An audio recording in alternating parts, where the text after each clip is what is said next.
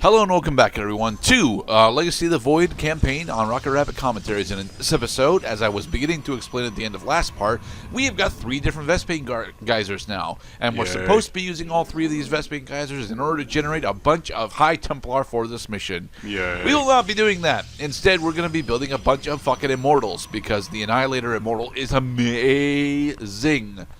Although our first group is only going to be these Zealots and High Templar in order to, start pushing out. Yes, the Zerg and the Protoss have once again joined forces.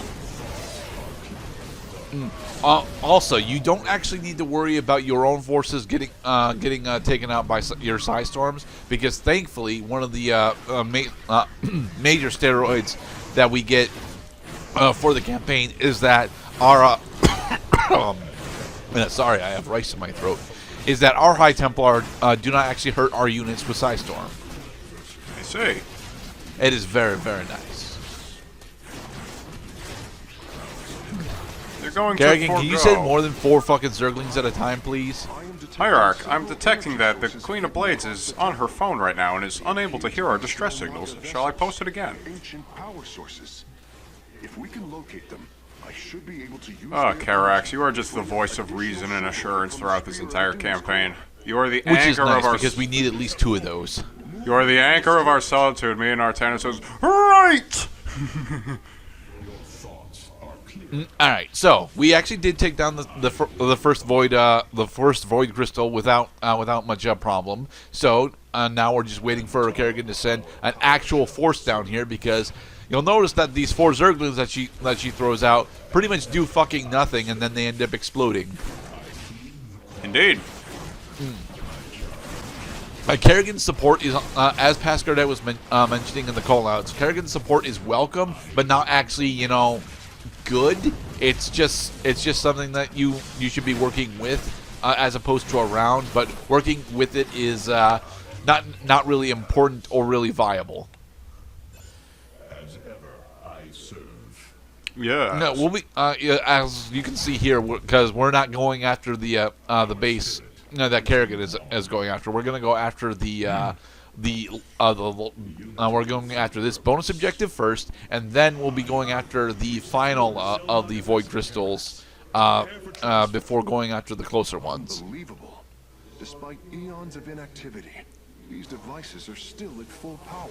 I know, right? Carax? Like, you'd think that this would have rusted over or some shit.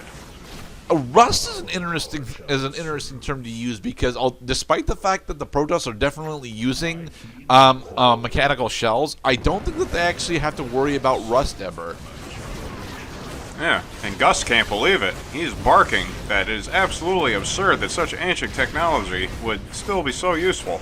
Isn't that right, Gus? Gus is... Unfortunately, a single siege tank did manage to blow up the rest of that force, which is sad. Cybernetics core, because right now we still can't actually produce stalkers because we don't have one. Minions, move out. Oh, now you're sending a substantial attack force after we've already lost everything. Yeah. Eviscerate and even then, her substantial force is just 8 Zerglings with 2 roaches. Blah. Whereas we are attempting to rebuild our force of Annihilators. Looking I'm building another gateway right now, here so that we can more easily warp in additional stalkers when we finally decide to move out. Oh, I see. The swarm must survive, but we don't have to. Okay, I see how it is. No, what they mean by that is that Kerrigan has got a total of like 5 hatcheries, and if her last hatchery goes down, she dies.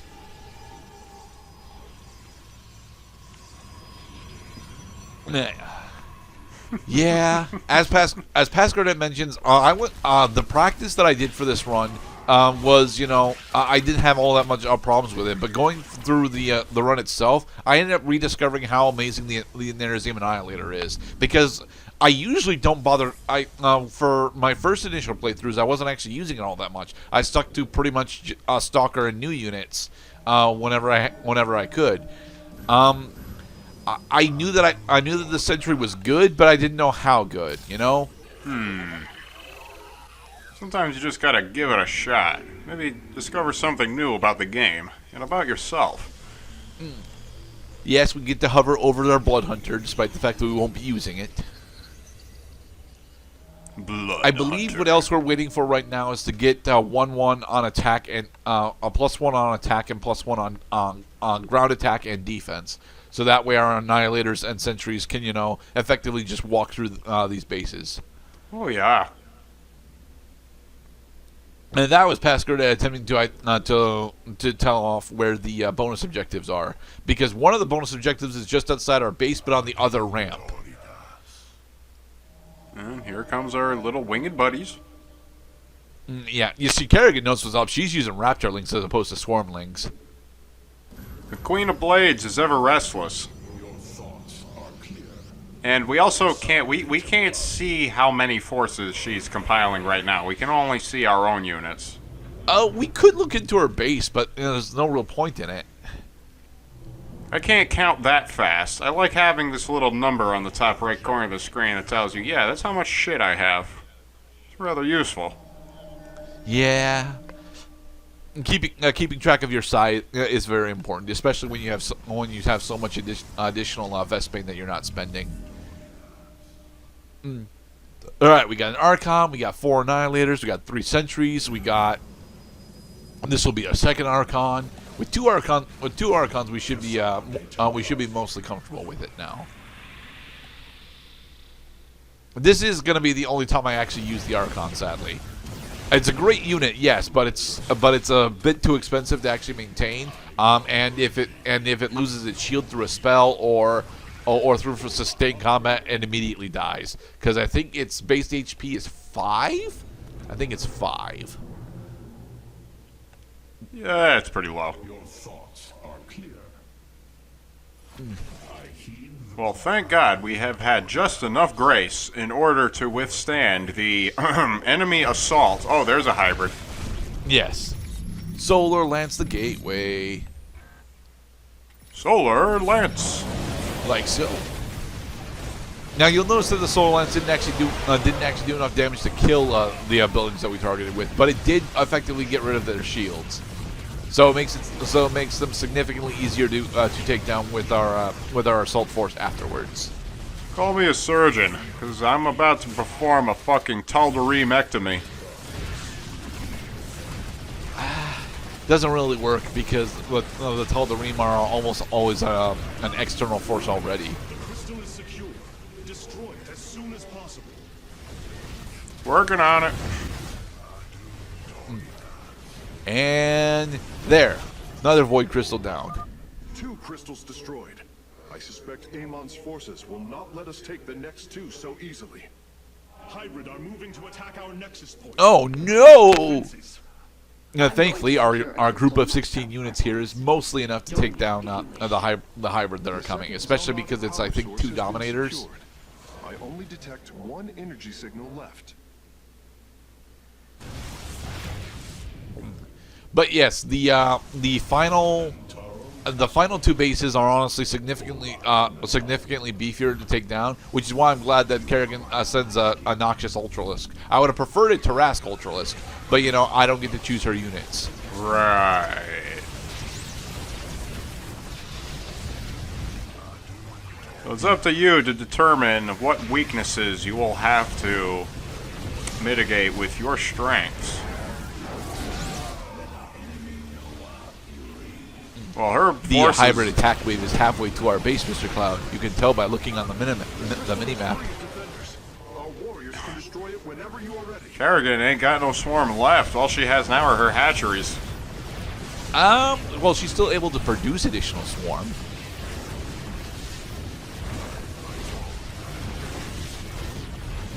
And plus, although she's not nearly as powerful as Heart of the Swarm Kerrigan is, she's still a relatively powerful range attacking unit. So, Rage. Oh, ranged. Sorry. yes, ranged. Well, I mean, she does it with rage. Our power shall serve. I'm heading back to the hive to recover. You're on your own for a bit. Yeah, sure, whatever. Bye, Miss Kerrigan. Unity through purpose. Unity Unity through purpose. There's the siege tank that killed us last time. Explodificate it! There, it has been explodificated. Vengeancing. And the last of the bonus objectives is right here. Woot! Alright, now we can go finish. That is the last of the vessels, Karax. Understood. I am transferring the final power source now. Thank you, Karax. Artanis, hurry up and disable those void crystals. My hive cluster is taking a beating. Well, if you were actually helping us, then it would be taking less of a beating, now wouldn't it, Miss Kerrigan? You who took that risk. Now you are going to pay for it. That is not honestly a good Psi Storm. I should have focused that Psi Storm either on the hybrid or the Reapers. Much better. No, that one specifically is really nice because it's going to do like 200 damage to that battle cruiser. But honestly, the Annihilators are the better call against the battle cruiser.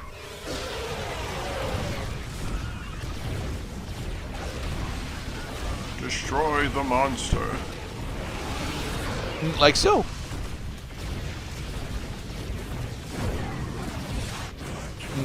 And yay, we took down the front gate, so now we just got to actually push through to the crystal.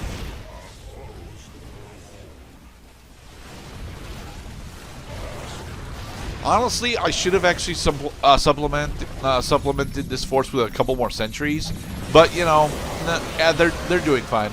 Nice. Yeah, and the last two hybrid.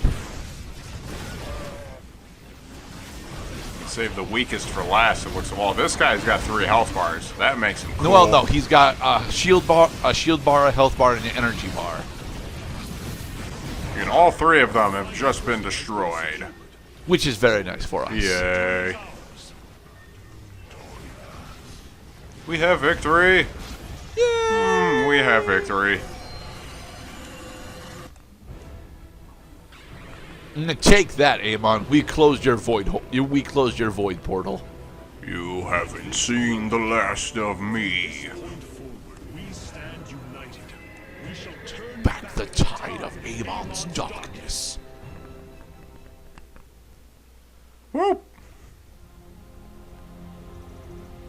And now Artanis decides to have a come to Jesus meeting. We fought well this day, Kerrigan. Join us. Together, we can defeat Amon and send him back into the void. My swarm was broken here, Artanis. I'll need time to rebuild my forces. Not really. You're Zerg. You repopulate really fucking quickly in comparison to the other two. Their very flesh turned into Amon's own. I cannot wait. You're gonna have to wait, Artanis. Gather allies, subjugate enemies, do whatever you can to ensure victory. Survival is never. Subjugate enemies. We are very different leaders. Well, yeah. If you recall, Zagara was an enemy of Kerrigan before she joined her cause. Yes. I don't know if Artanis can get behind that whole, hack into people's minds thing and then, turn them into his slaves. I think free will is much more priority to him. It is, but then again, that's only one way to subjugate. The other one is to integrate their forces into yours through political machinations, which is the thing that we'll be doing in the next couple of parts. I'm going to make him an offer he can't refuse. Hierarch of the Twilight Council, warlord of the Templar. I expect. Oh yeah, this guy. This I isn't. fucking hate Alarak. This is not subjugation though. Just as a comment on what we were just talking about, because they don't just throw that word around in any story and say I'm not going to pay attention. Alarak came over for his own agendas. Alarak, what is the true reason you've come to me? Our god broke his ancient covenant and cast us low. As I said last time, Alarak's performance here, rather the voice actor for Alarak is great. Alarak as a character is shit though. Speak your peace, Alarak. The Tal'Darim's death fleet amasses at sea, Death Fleet. awaiting the start of a full-scale invasion. I come with an offer. Oh? You will aid me in invoking a challenge for the right to rule my kind as High Lord, and in return, I will grant you a cessation of hostilities between our people. Very interesting offer. Phoenix, rally my advisors. It appears we have much to discuss. We do, and then the next part will be our come to Jesus meeting. Artanis, I believe I will serve you more effectively from here. Besides, I would rather Alarak remain where he can be watched. Yeah, even Vorazun hates Alarak. And in the next episode, more plot. Be safe, everybody. And always save your progress.